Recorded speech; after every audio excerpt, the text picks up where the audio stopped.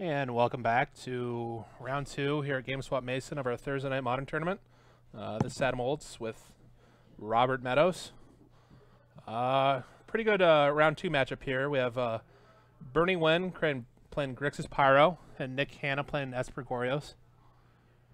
Pyromancer is kind of a, I wouldn't say currently underplayed, but it's more played now because of Mardu. Pyromancer, not really in a Grixis shell. And then Esper Goryos is it's kind of been like a tier 2 or fringe deck for a while. So Bernie is obviously just trying to tempo his opponent out and get by with Pyromancer tokens. And then Nick's just trying to put a fatty in the graveyard and bring it back with Goryo's Vengeance. Yeah, but the cool thing about Nick's Esper Goryo's deck is that you can play a mid-range game. Yeah. It's not all in about the combo.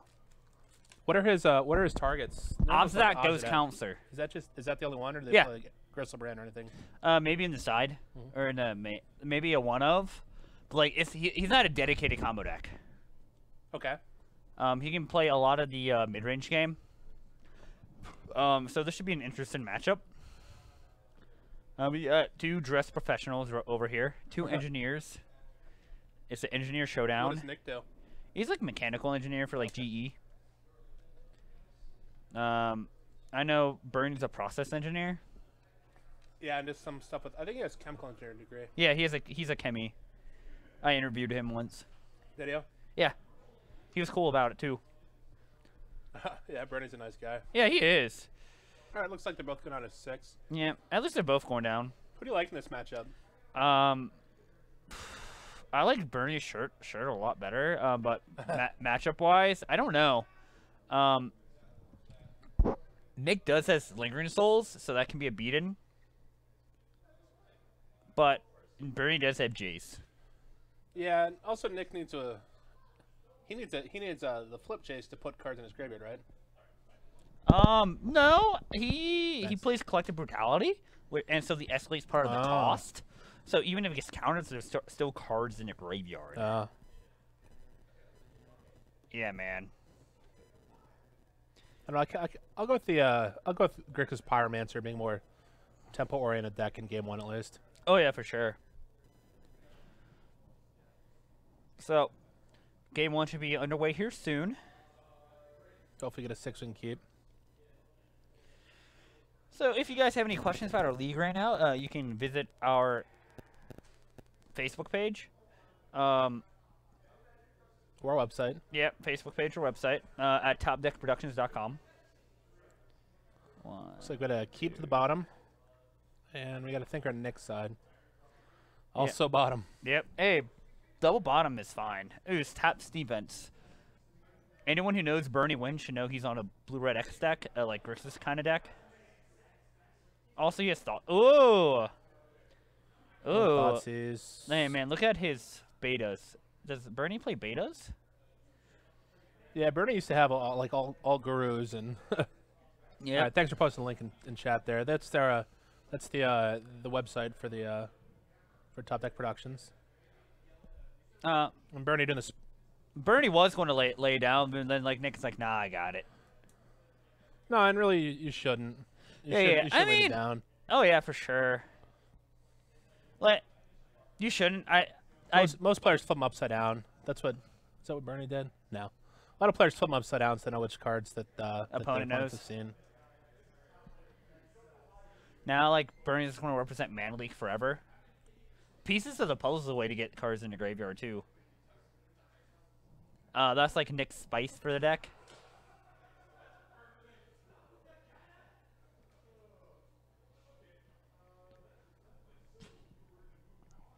So, yep. My buddy just texted me for the last rare slot. He said, everybody's excited to see Demonic Tutor for last rare set, and it's actually Plague Wind for Masters 25.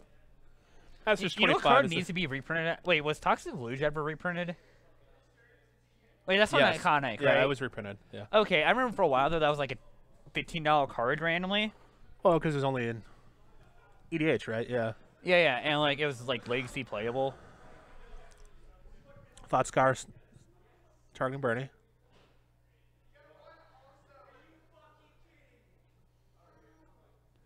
Alright, Bernie draws a Snapcaster there. Yep.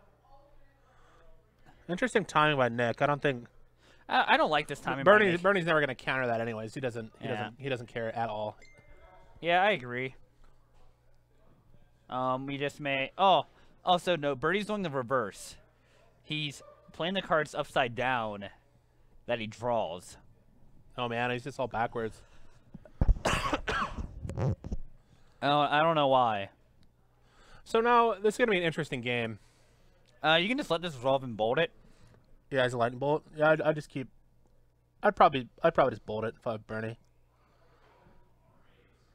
Yeah, I don't see a reason to man leak this. I mean, man leak is getting worse, but like, I think Bernie's just game plan here. It's just untap, play mom and pop. Mom and Pop's a great card. Did you know that? Or Gurmag Angler. 1, 2, 3, 4, 5. Wait, 1, 2, 3, 4, 5, 6, 7, 8. Oh, so he has a. Does he have a fetch in his hand still? Maybe. Because he could. If he has a fetch, he can Gurmag and leave up Mana Leak, right? Oh no, he's a Snapcaster Mage. Yeah. So he's probably not Gurmagging here, and he didn't draw anything. So I think he's just inclined to say go. Yeah. Or he might just go aggressive here. Interesting. He's just okay. Yeah. No, that's cool too. Okay, so I was wrong. I can't math. Yeah. Apparently he had just enough. It's cool. I believe in you. The idea was to be able to leave up Mana Leak? Yeah, Mana Leak. Oh, for sure. This looks like the front half of Lingering Souls. Net Plague Wind? Oh no. Oh. Liliana the Veil eats it. So do you think he personally did that as a tester, or did he have something else he wants to resolve? Oh god. Oh god. It was known information. Yeah, it was known. Nick may have forgot. Because he had other things in his hand, like a Jace. Who? Nick has piece of the puzzle. Oh yeah, also he has another Liliana. I know. So he's counting on Bernie not playing another creature. Yeah, Bernie can also just ambush Viper in the. Yeah. Also, he can just crack his fetch and play the mom and pop. Or you want to snap Mana Leak. He just need to snap Mana Leak. Now he drew the Lingering Souls. So if you're Nick, what are you hoping that? Because it's not. He doesn't know he is a Snapcaster Mage. But what are you leading here with? Lingering Souls. Lingering Souls. It's pretty good. Just because you get the back half value as well? Or? Yeah, why not? I just run it, or you can like run. Oh, okay. Snap Mana Leak.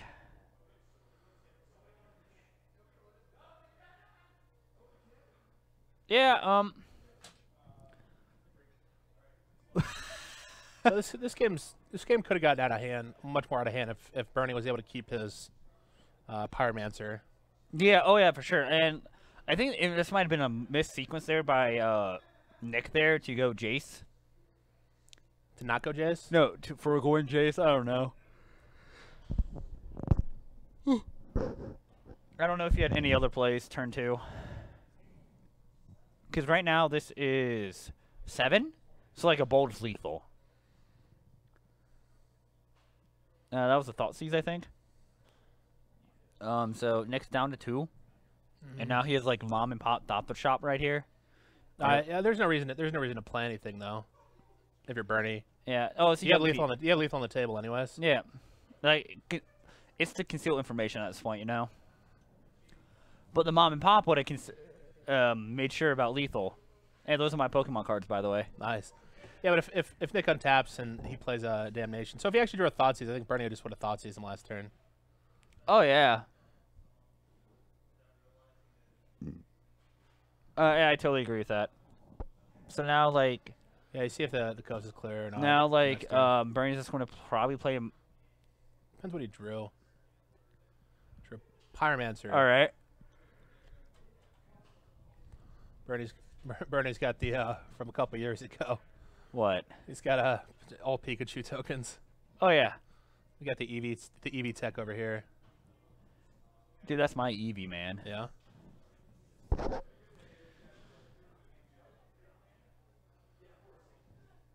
Kind of just needs lands here. Yeah, Flareon. Wow, we suck. It's a Flareon, not an Eevee. Those are evolutions, okay? We're being chastised. Yeah, way to go. Yeah, flash that back. Remand. No, okay, that's okay. Yeah, okay. That's why he didn't play Mom and Pop, because he just had the remand. Yeah, he also didn't. He also probably didn't want to overextend. Yeah, just in case. I mean, yeah.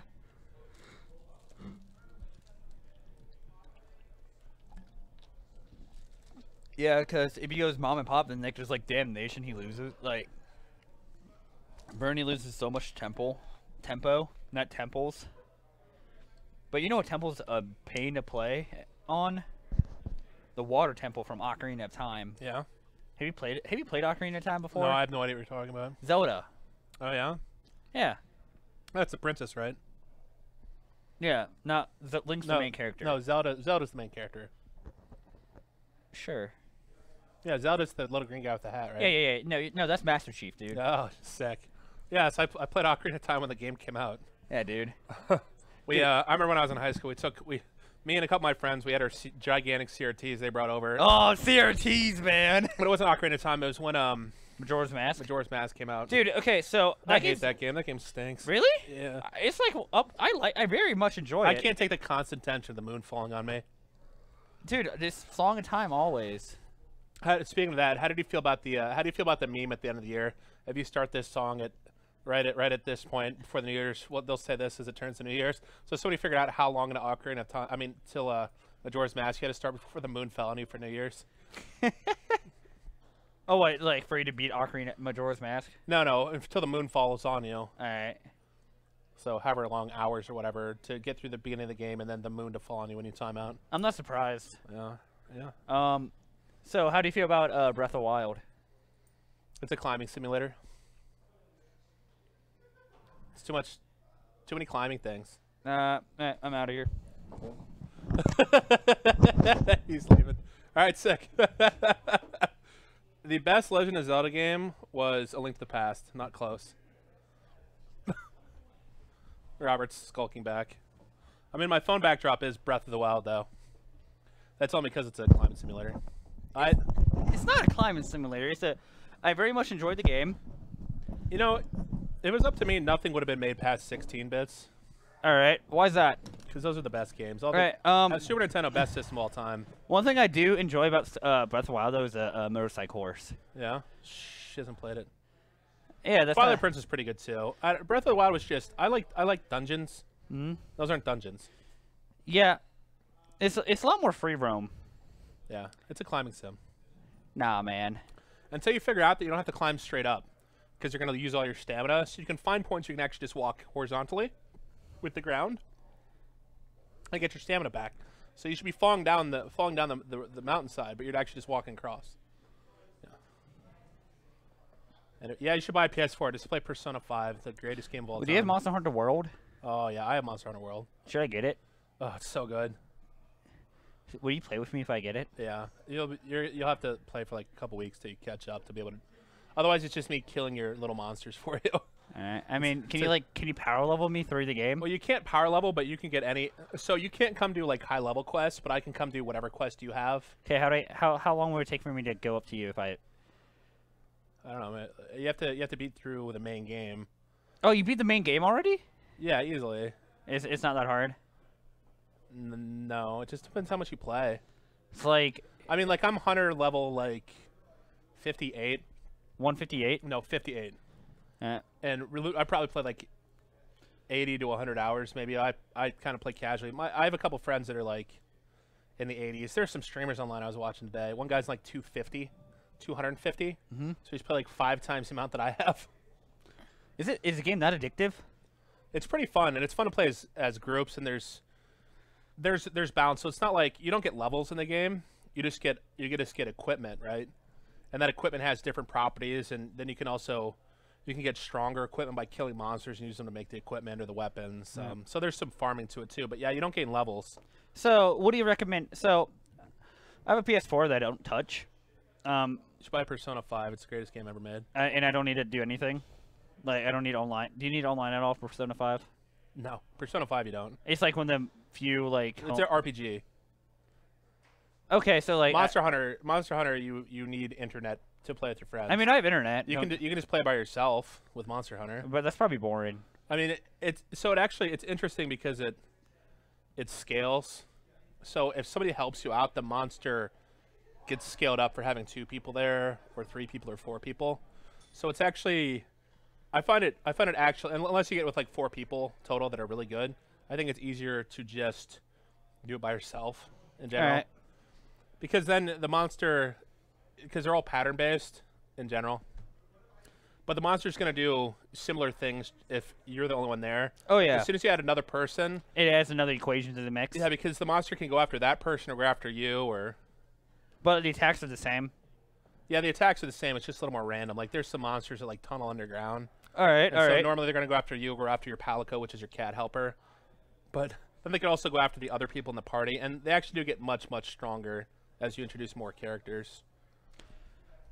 And then it's just about like skill and memorization. All right, so it's like a Mega Man game.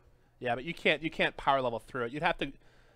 You can't even get like higher level gear until you get enough into the game that the game unlocks the ability to make higher level gear. Like there's like low level and high level quests, and then you get the ability to like add decorations to it. I'll think about it and I'll let you know if I play. You should. I'll let you know. Or you just get Dragon Ball Fighters. I don't like fighters. You can ask John Douglas, handsome John Douglas. Yeah. I'm not. Like. Commentator. Yeah. I'll watch it, but I actually don't enjoy fighters. Oh, they're right. Venice, what weapons do you play? I probably might just play dual blades and switch axe.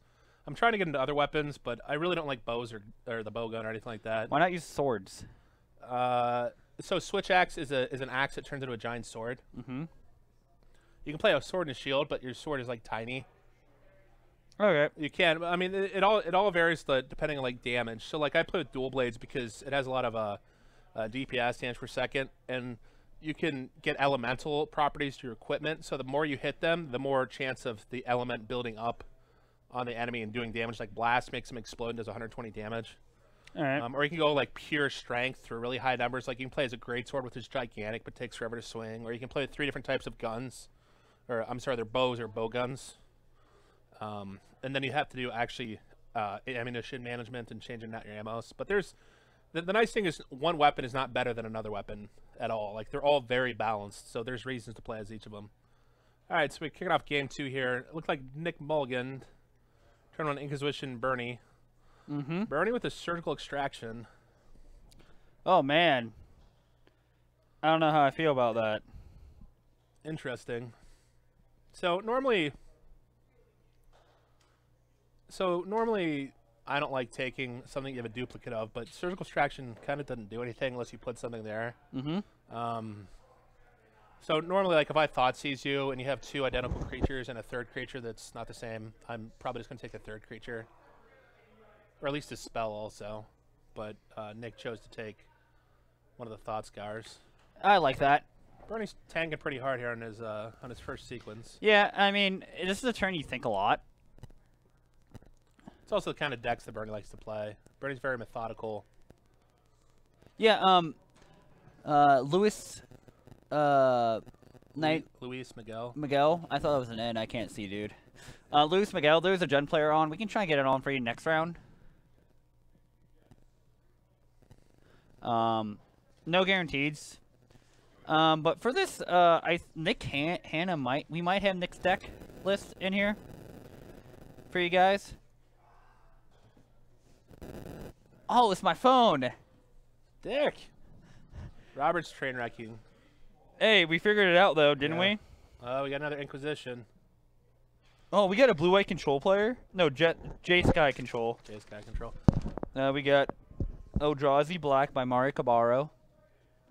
Kabari. Perfect. Yeah, so Brad Gabbard on Lantern control. Bernie's shooting off his Thought Scar because he wants to power out this task. JD. All right.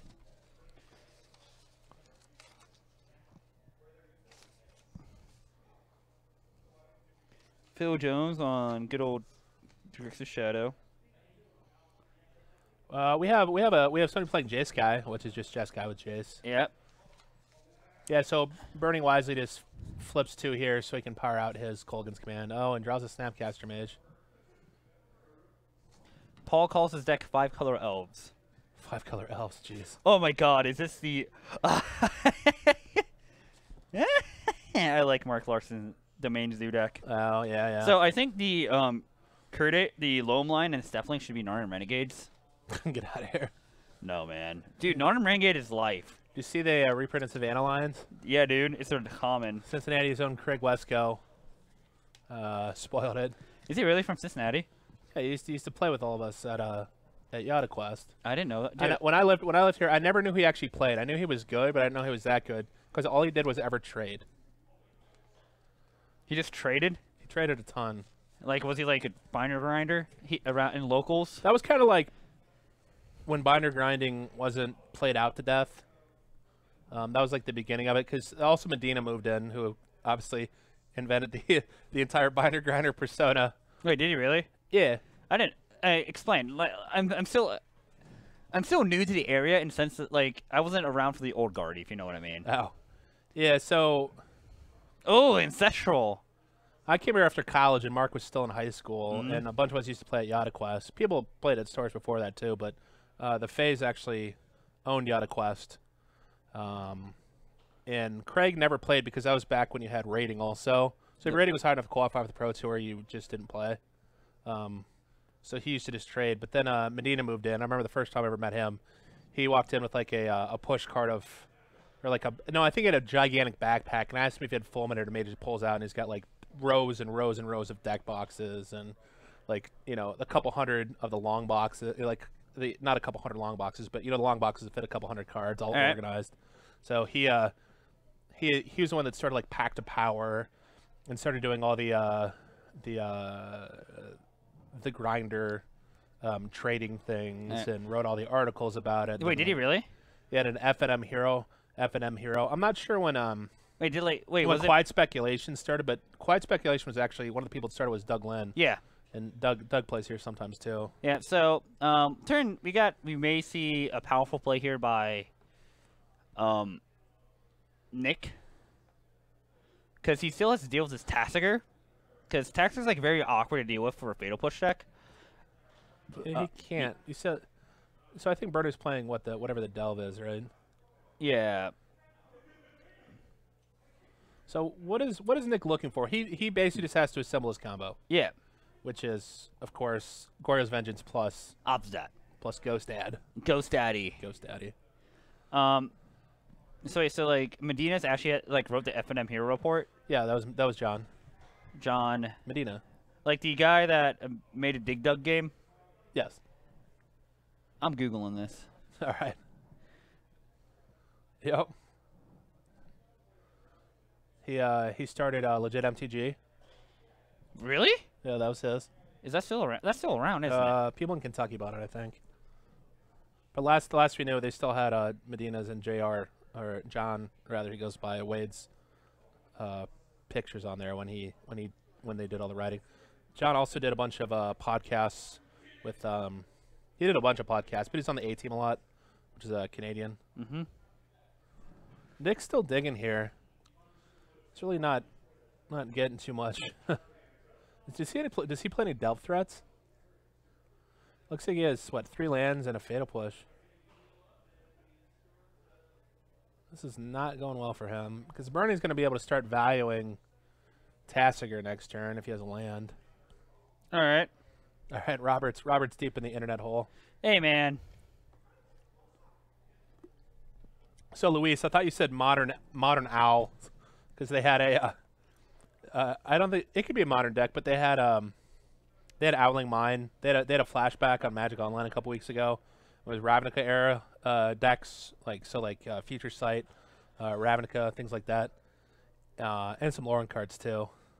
But one was Owling Mine. I don't remember what the name of the owl is, but if you have 7 or more cards in your hand at the beginning of your upkeep, you take I don't know, 4 or 5 damage or something unreasonable. But it just went by Howling Mine, and then plays legitimate Boomerang. Boomerang your permanents back to your hand, so you take damage. All right, so Bernie's fetching here.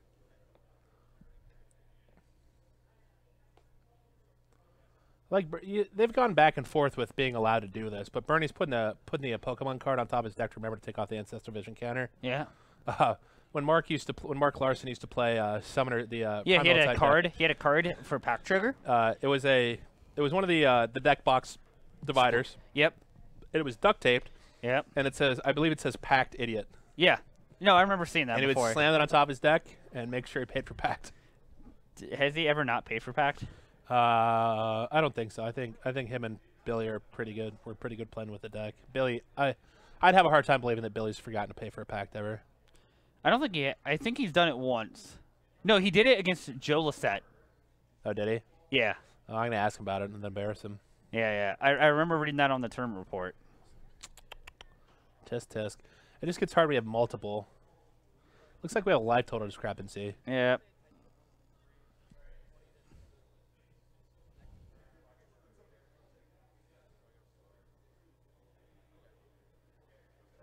Yeah, I'm just trying to figure it out. We have 9-15, assuming Ren's got everything right. I believe in her. She's pretty good. If she's wrong, she's fired. Yeah, you're fired if you're wrong, by the way. If she's right, she gets Robert's whatever he's getting paid to do this. No. Which are compliments. If you're right right now, I'll buy you a pack of 8th Revolt. Whoa. I love how JD didn't put his. Oh yeah, no, there was a different person playing a lantern. Yeah.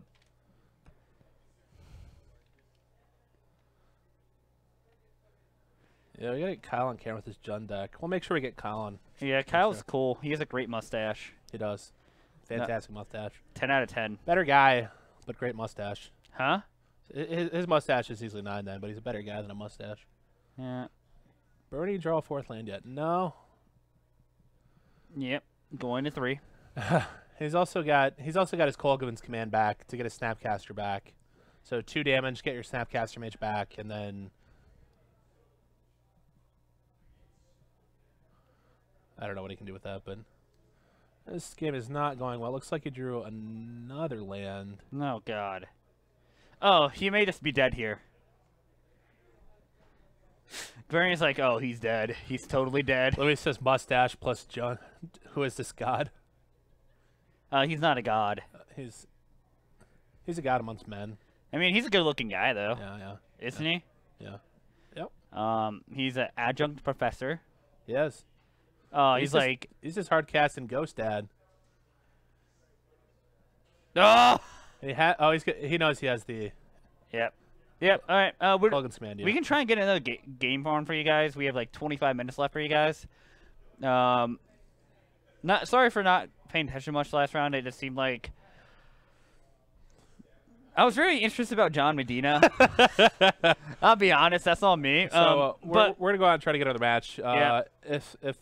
If we get another match, we'll be back shortly. If not, then stay tuned for. If you have any requests, like any interview requests, deck tech requests, please let us know in the chat, and we'll try and make it happen for you guys because we love you guys. And meanwhile, we'll be right back, hopefully.